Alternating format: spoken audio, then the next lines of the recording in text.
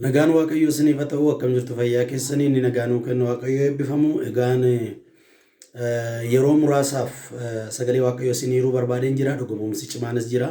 Dhugumumsa kana isinii reetan isa booda isinii kadhadha. Kadhata viidiyoo gabaabduudha kanan isinii upload godhu yookaan isinii maxxansu viidiyoo gabaabduudha. Waaqayyo wanta haaraa ajaa'ibsiisaa hojjechuun amala isaatii namoota dhugaa ba'antu jira. Dhugumumsa kana dhageessanii isa booda dhugumumsa kana booda immoo zayitiin jiran harka warri zayitii qabdan zayitii harkatti qabattu, warri bishaan qabdan bishaan qabattu, warri zayitis bishaanis hin qabne immoo harka keessanitti harka kootti dibadheen isinii kadhadha. Harka keessan as diriirsitu isiniin kadhadha. Waaqayyo wanta haaraa hojjeta.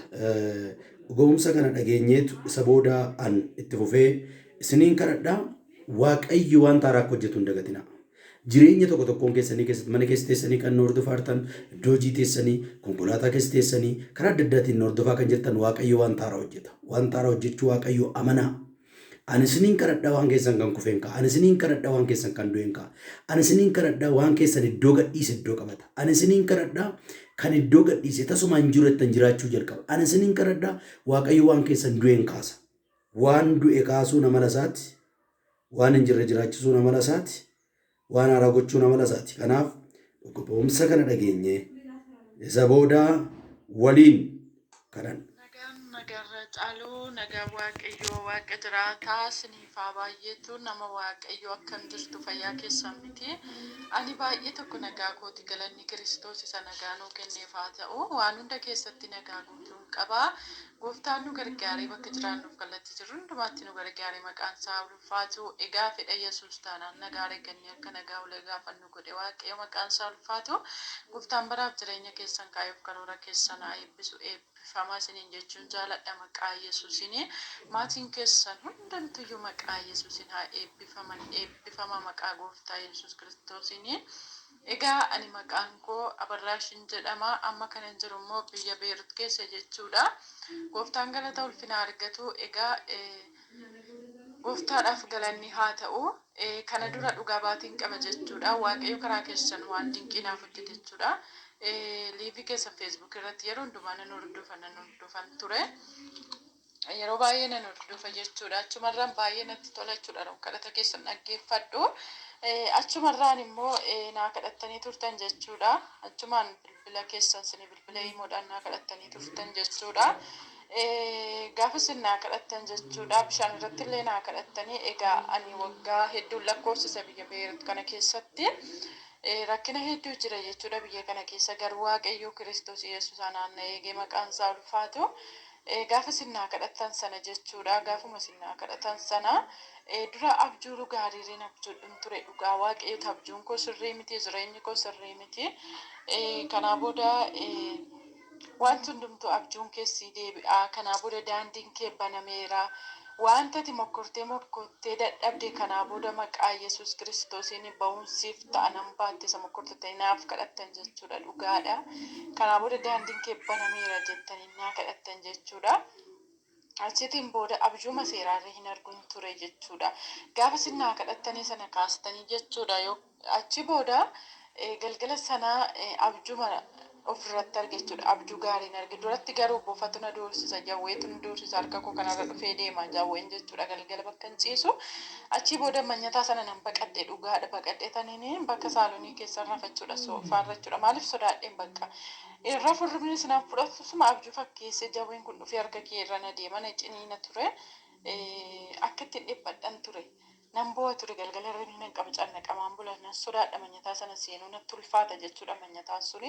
Achi wayii baqadheetaniin as dhufeetaniin saalonii keessa rafa jechuudha.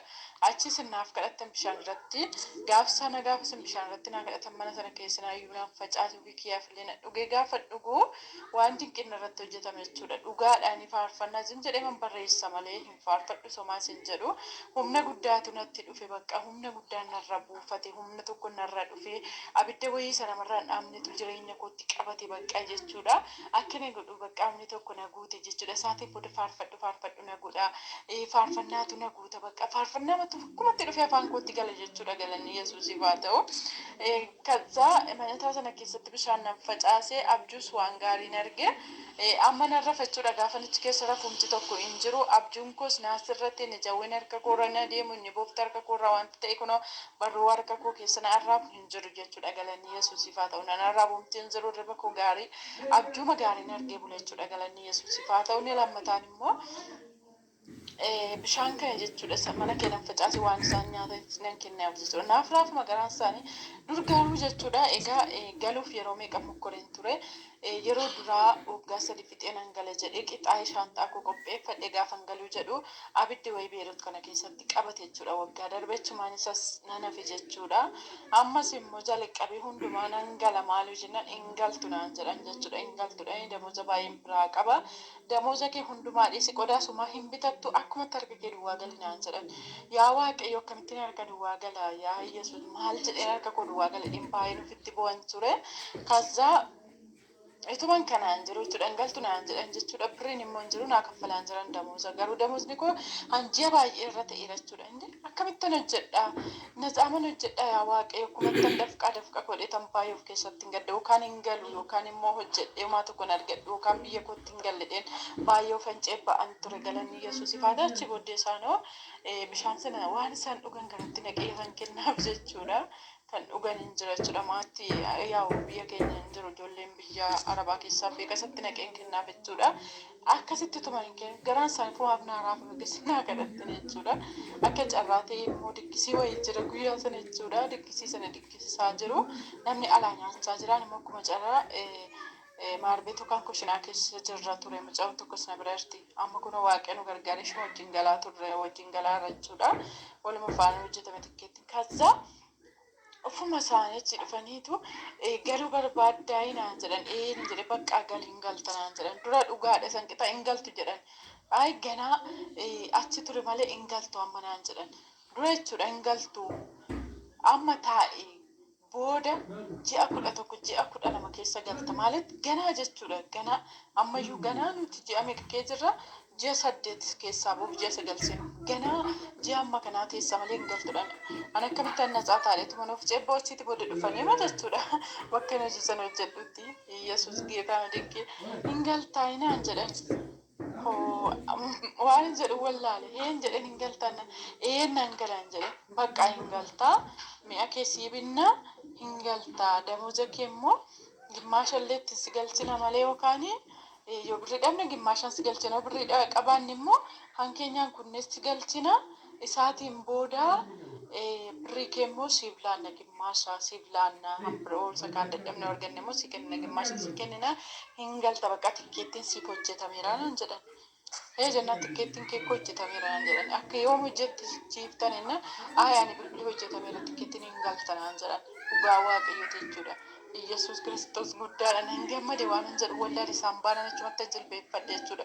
Achuma keetti jilbeeffadheen tokkicha ililsee achii booda Waaqayyo keetti na gargaara guddanyaan kollee akka wajjin gallu ishiinis yaa walumaan hojjenna jechuudha. Birriin hin jiru lamman keenyaa ishiinis na cuma hojjetti yaa Waaqayyo hin jedhe dhugaadha. Inni na yaadatte ishiis yaadadhu waluma faana nu galchikaa gammachuudhaan ishiinis yoo asitti hafte Waaqayyo kuma dafqashii amma kana dhangalaaftee manni isaanii baay'eedha isaanii kaaffee hin qabu hojiin ishee ajjeesa asitti hin duuti waan ta'eef hojiitu ishee ajjeesa amma lama taanii wal gargaara ishii immoo jedhe Waaqayyo haa ulfaatu ishiifis hin kunna waluma faana galti naan jedhe ishiifis hojjetee naafis kunoo naafitanii Yesuusiif galanni haa ta'u garaan isaanii fumaanaaf raafama akkasuma godhatu waan hin jedhamu fide jechuudha duratti ishin jedhan dhugaa Kiristoosii yoom qibaatii mataallee onnaa bitaadhe ishin jedhan amma garuu fumaaf raafamu akkas godhatu kana fidaannaan hin fidu kana bitaannaan hin bitu Yesuus Kiristoosiif galanni haa ta'u akkatti Waaqayyo na gargaare kunoo amma gaafa guyyaa 8 gara biyya koo gala jechuudha gaafa guyyaa 8 akka biyya kanaatti akka biyya Arabaatti jechuudha gaafa 8 gala Waaqayyo akkatti na gargaare dinqiif taamiraatii naaf hojjete jechuudha galanni Yesuusiif haa ta'u Waaqayyo akkatti na gargaare ammallee gaasin immoo gooftaa karaa koo gooftaatti naaf kenna gooftaan akkana dura bu'u akkuma si gammachuudhaan garaa isaanii raasee Yesuus Kiristoos otoo hin dubbatiin inni naaf dubbate kana sin keessaan gore jechuudha. Ammas immoo sin keessaan gore waaqayyo akka dinqinaaf hojjetu nan amana. Ammas immoo raasee jechuudha. Waaqayyo akka dafqa koomma kana irraa naaf fudhu waaqayyo nan amana. Ammallee gooftaa koo naaf kadhadhaa. Gooftaan koos naa eebbisu. Daandii koo hundumaa immoo waaqayyotti naa kenna akka gooftaan na dura bu'u dhaloota karaadhaa bakka karaa nan dhaabne. Gooftaan akka na gargaaru naa kadhadhaa. Gaafa guyyaa sadeetii gara biyya koon gala dinqinaaf hojjete waaqayyo dhugaadha. Kunoo gammachuu na dhageessise maatii koo gammachuu dhageessise baay'ee cinqamu ture maatiin koo amma gammadaa jiru. Annan gammada baay'ee Yesuus galannaa ta'u. Gooftaan koo sinaa eebbisu waaqayyo kana naa godhe gooftaan koo baraaf jireenya keessan haa eebbisu. Eebbifama kan macaala darbaa deemaa maqaa Yesuus Kiristoosiin dibata isaatiin irratti haa dhangalaasu kan keessan kan ta'e haa eebbifamu. Maatiin keessan maqaa Yesuusiin haa eebbifamanii eebbifamaa. Gooftaan koo sinaa eebbisu dhuga baatiin koo kana. Egaa waan jedhee sin eebbisu dhugaadha naa hiikaa bada jechuudha. Gooftaan koo sinaa eebbisu ayyaana isaa dachaa siniif haa dabalu siniin jechuun jaalladha. Eebbifamaa shaaloo. Egaan dhuga ba'umsa kana dhageessaniittu dhuga ba'umsa kanarra dhaabadhee immoo an zayitiidhaan harka koo irratti dibadheen jira. Zayitii kanaan isiniin kadhadhaa amantiin na wajjin ta'a. Maqaa gooftaa Yesuus Kiristoos nama Naazreetiin waan keessan qabame yeroo kanaa kaasee gad dhiifamu. Warri dhukkubfatan dhukkuba kamirraa bilisa ba'a. Maqaa gooftaa Yesuus Kiristoos nama Naazreetiin ammaa booda waan keessan du'e iddoo gadhiisa iddootti akka deebi'uuf abboomeera. Maqaa gooftaa Yesuus Kiristoosiin waaqni obboleettii kanaaf dinqii hojjete. Dhageessanii yeroo darbe hordoftanii namni waggaa 8tiif harkisa paralyzed ta'e mucaan akkasii waggaa 8tiif harkisa paralyzed ta'e fayyeera.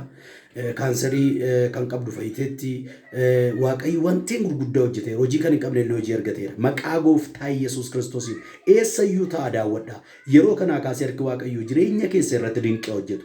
Kan hidhamtanii kama waan qabdan waan yoo zayitii qabaattan qabadhaa dhabdan immoo asuma harka keessan as diriisa.